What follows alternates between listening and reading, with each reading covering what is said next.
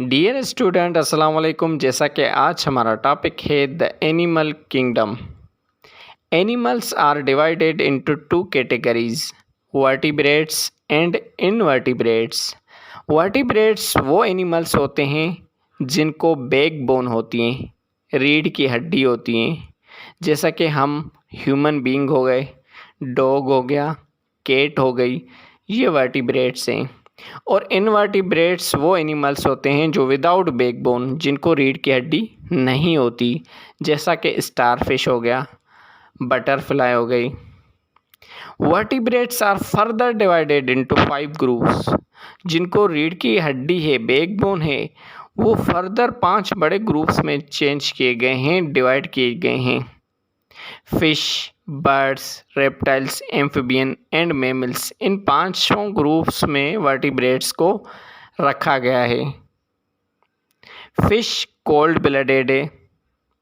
Cold blooded उसको कहते हैं जो अपना बॉडी टेम्परेचर एटमॉस्फेयर के हिसाब से, माहौल के हिसाब से चेंज करता रहे।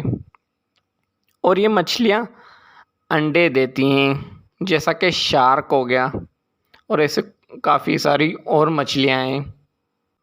नाउ बर्ड्स वार्म ब्लडेड हैं, गर्म खून वाले हैं। बर्ड्स गर्म खून वाले हैं और वार्म ब्लडेड उनको कहते हैं जिनका बॉडी टेम्परेचर सेम ही रहे, मतलब एटमॉस्फेयर के हिसाब से, माहौल के हिसाब से चेंज ना हो। और ये बर्ड्स अंडे देती हैं, जैसा कि डक हो गई, पैरट हो गया। उसके बाद रेप्टाइल्स भी कोल्ड ब्लडेड हैं और ये भी अंडे देते हैं, जैसा कि स्नेक हो गया, लेजर्ड हो गई, मीन्स छिपकली हो गई।